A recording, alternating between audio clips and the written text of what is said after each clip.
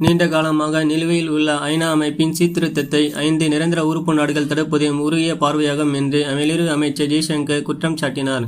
மேலும் ஐநா பாதுகாப்பு கவுன்சில் சீர்திருத்தத்துக்கு மிகப்பெரிய எதிரொலி மேற்கத்திய நாடு அல்ல என்று சீனாவை மறைமுகமாக சுட்டிக்காட்டினார். சக்தி வாய்ந்த ஐநா பாதுகாப்பு கவுன்சிலில் அமெரிக்கா, ரஷ்யா, பிரிட்டன், பிரான்ஸ், சீனா ஆகிய 5 நாடுகள் நிரந்தர உறுப்பு நாடுகளாக உள்ளன. இந்தியா உள்ளிட்ட 15 நாடுகள் நிரந்தரம் அல்லாத உறுப்பு நாடுகளாக உள்ளன.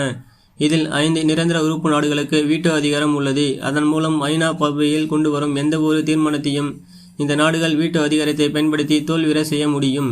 இந்த நிலையில் இந்தியா, பிரேசில், தென்னாப்பிரிக்கா, ஜெர்மனி, ஜப்பான் ஆகிய நாடுகள் நிரந்தர உறுப்பினராக முயற்சித்து வருகின்றன. அதற்கென ஐநா பாதுகாப்பு கவுன்சிலில் சீர்திருத்தம் மேற்கொள்ளப்பட வேண்டும் என இந்த நாடுகள் வலியுறுத்தி வருகின்றன. இதுகுறித்து தில்லியில் வியாழக்கிழமை நடைபெற்ற ரைசீனா உரையாடல் நிகழ்ச்சியில் சுட்டிக்காட்டிய வெளியுறவு அமைச்சர் ஜெய்சங்கர், ஐநா நடைமுறையில் மாற்றங்கள் மேற்கொள்ளப்பட வேண்டும் என வலுவாக குரல்கள் எழுப்பப்படுகின்றன. ஆனால் குறிப்பிட்ட சில நாடுகளிடமிருந்து ஒப்புதலை பெறுவது மிகப்பெரிய சவாலாக உள்ளது. ஐநா பாதுகாப்பு கவுன்சிலில் நிரந்தர உறுப்பினர்களாக இடம்பெற்றிருக்கும் 5 நாடுகளின் குறுகிய பார்வை அணுகுமுறையை ஐநா அமைப்பின் சீர்திருத்தத்தை முன்னோக்கி எடுத்துச் செல்வதை தடுக்கிறது. ஐநா அமைப்பு தொடங்கப்பட்ட போது 50 ஆண்டுகள் உறுப்பினராக இருந்தன. இந்தியா 4 முறை உறுப்பினராக இருந்துள்ளது.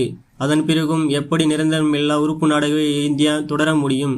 ஐநா பாதுகாப்பு கவுன்சில் சீர்திருத்தத்தை பொறுத்தவரை மிகப்பெரிய எதிரொலி மேற்கத்திய நாடு அல்ல. அதை சாத்தியப்படுத்த நாம் தொடர் முயற்சிகளை எடுப்பது அவசியம் என்றார்.